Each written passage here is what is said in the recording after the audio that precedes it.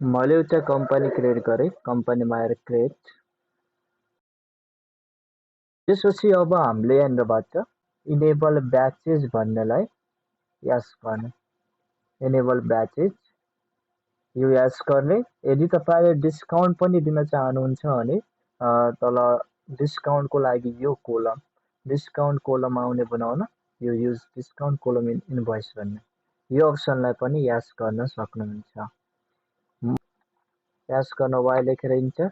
अनि त्यसपछि यो सँगै खुलेको वाला यो मेन्टेन एक्सपायरी डेट फर ब्याचेसलाई यस गर्ने। त्यसो भए यो एक्सपायरी डेट र हामीले इनेबल ब्याचेसलाई यस गर्यौँ। अब मैले यहाँनिर डिस्काउन्टको कुरा पनि गर्नु छ भने, छुटहरू दिने बनाउनु छ भने मैले यो इनेबल डिस्काउन्ट कोलमलाई पनि यस गरेँ। यो नगरे पनि हुन्छ, ब्याचको लागि यो गर्नुपर्छ भन्ने चाहिँ होइन। डिस्काउन्ट चाहिँ तपाईँको आफ्नै इच्छा अनुसार जति बेला पनि यस गर्न सक्नुहुन्छ। जहाँ डिस्काउन्टको कुरा आउँछ त्यहाँनिर तपाईँले डिस्काउन्ट इनेबल गर्न सक्नुहुन्छ। एक्सपायरी डेट र ब्याचेसको कुरा कति बेला आउँछ भने जति बेला हामी कुनै सामान पर्चेज अथवा सेल्स गर्छ। त्यही भएर हामीलाई क्रेडिटबाट त्यो युनिट बनाएँ। युनिटमा मैले पिसिएस बनाएँ। अनि त माथि आएर हामीले एउटा आइटम बनाएँ, मैले ग्रुप बनाएन। इक्जाम्पल यहाँनिर पेन किलर। अब मैले पिसेसमा नापिने भनेर चाहिँ केमा नापिन्छु होला, तपाईँले त्यो अनुसार गर्न सक्नुहुन्छ। मैले यो चाहिँ अब पेन किलर भनेर बनाएँ। यसको युनिट पिसमा ननापिन सक्छ। तपाईँले अहिलेको लागि मैले पिस नै राखिहाल्न, यो जेमा नापिने हो त्योमा राख्नु होला। जस्तो ट्याब्लेट हुनसक्छ, ग्राम होला होइन, जेमा पनि नाप्न सक्नुहुन्छ। पेन किलर ट्याब्लेट होइन, म पेन किलर राखेर। अनि यहाँबाट हामीले खास गर्नुपर्ने यो जुन मैले सामान राखेँ र मेन्टेन इन ब्याचेस यसलाई चाहिँ यस गर्ने। ब्याचेसलाई यस गर्ने, ब्याचेस गरेर इन्टर गर्ने। अब यो दुईवटा अप्सनलाई पनि तपाईँहरूले यस गर्ने। ट्र्याक डेट अफ म्यानुफ्याक्चरिङ र युज एक्सपायरी डेटेजलाई यस गर्ने। यस गरेँ र कन्ट्रोल ए गरेँ।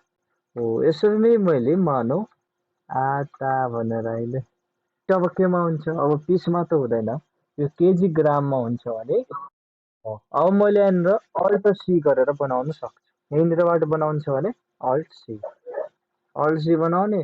अब मैले केजी बनाउँछ, अब केजी अफ 1000 ग्राम बनाउँछ भने ठिकै छ, नत्र मैले केजी मात्रै राखिदिएँ अहिले।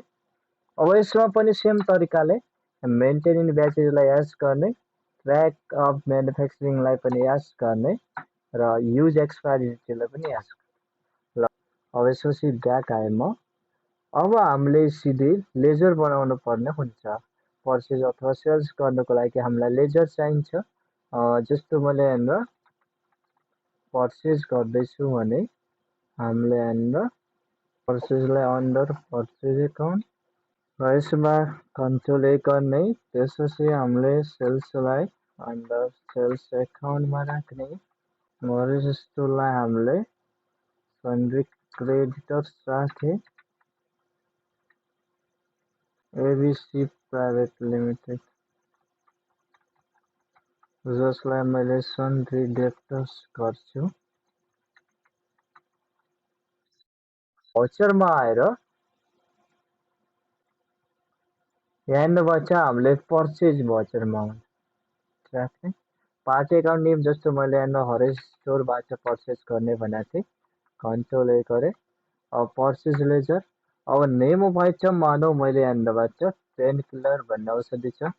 अब यो किनभने यहाँनिर आउँछ हामीले ब्याच नम्बर। ब्याचेज भनेको ब्याच नम्बर भनेको हाम्रो लट नम्बर हुन्छ नि, यहाँ लट नम्बर भनेको छ कुन लटमा हामीले सामान किन्यौँ, यस्तो प्रकारको हुन्छ नि, लट नम्बर अथवा ब्याच नम्बर भन्छ। यो तपाईँले कुन ब्याचको सामान हो, कुन ब्याचसँगै हामीले पर्चेज गरेर कुनै एउटा नम्बर राख्न सक्नुहुन्छ। ब्याच नम्बर एउटा राख्ने हो। मैले यहाँबाट न्यू नम्बरमा क्लिक गरेर एउटा नम्बर राख्छु, ब्याच नम्बर। जस्तै यो हाम्रो 2000 यस्तो 0797879। अब मैले यहाँबाट क्वान्टिटी कति पिस हामीले किन्यौँ त त्यो हामीले राख्नु पर्यो। 250 हो, रेखाको 15 को डल्ला यसरी राख। र अब हामीले मेन चिज यहाँ राख्नुपर्ने हुन्छ म्यानुफ्याक्चरिङ डेट र यतापट्टि राख्नुपर्ने हुन्छ एक्सपायरी डेट। अब मैले यहाँबाट आजको डेटमा भनौँ न, अब मैले 1/7/2023 2023 यो मैले एक्सपायरी डेट राखेँ। जुलाई 2022 चाहिँ मैले म्यानुफ्याक्चरिङ डेट राखेँ। र अब यो के हुन्छ भने मैले यहाँ जुन एक्सपायरी डेट राखेको छु, यो एक्सपायरी डेट पछि हामी यो सामान अहिले पर्चेस गरेका छौँ, यो पछि हामी सेल्स गर्न सक्दैनौँ। सेल्स गर्दाखेरि चाहिँ हामीसँग यो सामान नेगेटिभमा छ भनेर देखाउँछ, तपाईँको एक्सपायरी भइसकेको छ भन्छ। यो गएर कन्ट्रोल ए गरेँ र यहाँबाट हेर्ने। अब मैले अघि डिस्काउन्टको कुरा पनि गरेको थिएँ, तपाईँलाई यदि डिस्काउन्ट मिल्यो भने यहाँ राख्न सक्नुहुन्थ्यो। मैले त्यसमा राखेन, यस्तो जुन इन्टर गरेर यहाँ जुन छ 30 पछि यहाँ डिस्काउन्ट पर्सेन्टेज पनि राख्ने। जस्तो मैले यति सामान किनेँ, यसमा मानौँ 10% डिस्काउन्ट मिल्यो भने यसो राख्नु मिल्यो। अब यस्तै मैले यहाँबाट आटा पनि किनेँ मानौँ, आटाको पनि त्यही ब्याच नम्बर अनुसार हो भने त्यही ब्याच नम्बर राख्न मिल्यो। नयाँ ब्याच छ भने मैले यहाँ न्यू नम्बर राख्न मिल्यो। यो चाहिँ हाम्रो नम्बर 2 55 केजी हामीले पर्चेस गऱ्यौँ। एउटाको रेट कति त्यो अनुसार 1 केजीको हाम्रो मानौँ राख। यसरी मैले यहाँ डिस्काउन्ट राख्ने छ भने तपाईँले डिस्काउन्ट पर्सेन्टेज राखेर अब यहाँ आएर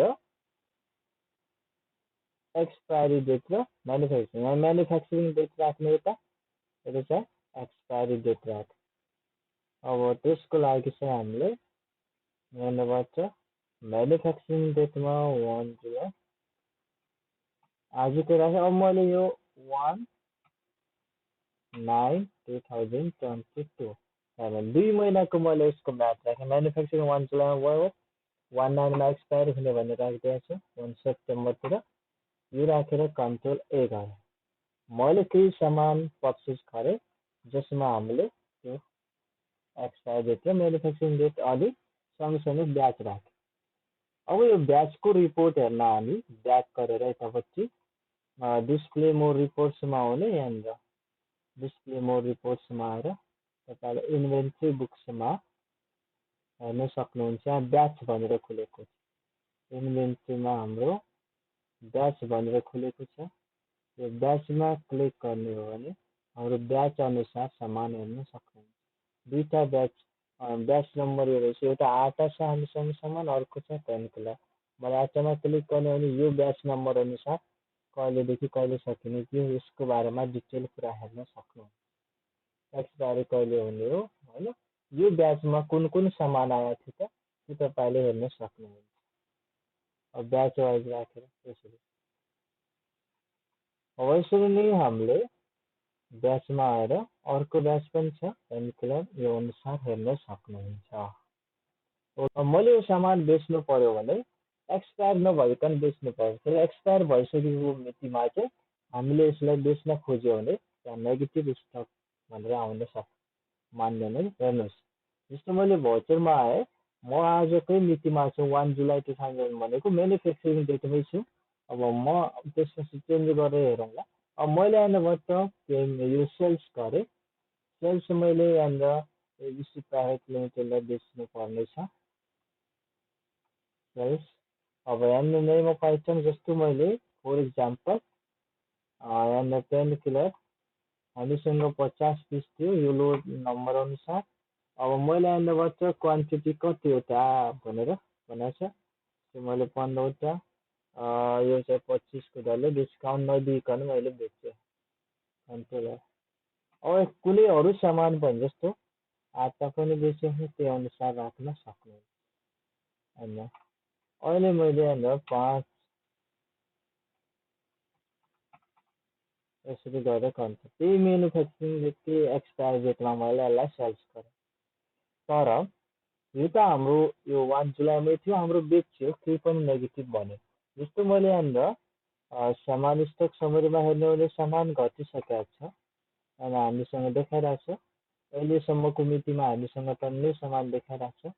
र पछि गएर हाम्रो एक्सपायरी मितिमा यदि हामीले 1 वर्षपछि पेन किलर सकिने भने चाहिँ 1 सेप्टेम्बरमा चाहिँ हाम्रो त्यो आटाको म्याद राखेको थियो। अब मैले यहाँबाट मानौ सेप्टेम्बर पछि अक्टोबर म 1 अक्टोबरमा सामान बेच्न खोजेँ। सेल्समा आएर मैले डेट चेन्ज गर्ने अब एक्टिभ भन्ने छ। यहाँबाट डेट चेन्ज हुन्छ कुन मितिमा छौँ हामी भन्ने कुरा, कुन मितिमा कारोबार भयो भन्ने कुरा। एक्टिभमा आएर मैले 19 होइन 110 राख्नु होला। मैले 1 महिना लेट गर्दै 2010। अब मैले 110मा कुनै सामान बेचिरहेको छु, मानौ हरिसलाई नै। अब यहाँबाट जुन मेरो सामान छ त्यो एक्सपायरी भइसक्यो हुन्छ नर्मल्ली। मैले यहाँबाट जस्तो आटा भन्ने थियो नि त्यसको म्याद एक्सपायर राखेको थियो। होइन यहाँनिर छै छैन भने अघि हामीले बेच्ने बेला सामान देखाउँदै थियो, अहिले त्यहाँ ब्याज स्याज केही पनि देखाएन, किनभने त्यो ब्याज हाम्रो एक्सपायरी भइसकेको छ। यदि मैले यो आटावाला जुन छ यदि यो मिति आजकै भएको भए चाहिँ त्यहाँ हाम्रो सामान देखाउँछ। अहिले राख्नुहोस् त्यहाँ आउँदैछ नि यो सामान आउँदैछ कि छैन अहिले आजको मितिमा त छ। र 1 सेप्टेम्बरमा यो चाहिँ एक्सपायर हुँदैछ। 1 सेप्टेम्बर पछि मैले 1 अक्टोबरको मिति राखेको थिएँ। 1 अक्टोबरमा बेच्न खोज्यो भने यहाँनिर देखाउँदैन हाम्रो ब्याज, हामीसँग सामान नै छैन भन्ने देखिन्छ। यो एक्सपायरी भइसक्यो हुन्छ नि। डेट तपाईँले 1 राख्यो भनेको 1 अक्टोबरमा सेप्टेम्बरमै सकिहाल्छ। मैले आटा बेच्यो भने छ छैन, तर पेन किलर चाहिँ छ हामीसँग भन्ने।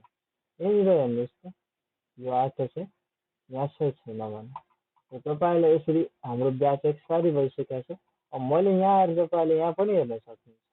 डिस्प्ले मोर रिपोर्ट्समा आएर तपाईँले यहाँ इन्भेन्ट्री बुक्समा ब्याज हेर्नु भने आटा छ, यो एक्सपायर हुँदैछ। अब मैले यहाँबाट आटा आएर यसरी हेर्ने हो भने यो मितिमा हाम्रो हुँदैछ है।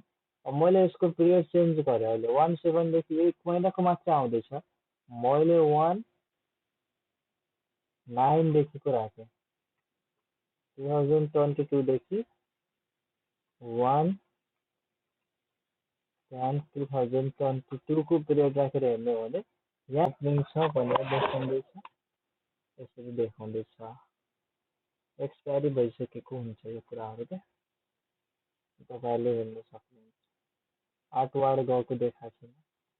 अब तपाईँले यहाँनिर स्टक समरीमा हेर्नु हो भने स्टक समरीमा पनि तपाईँको देखाएर हुन्छ सामान अहिले 50 पिस छ हाम्रो।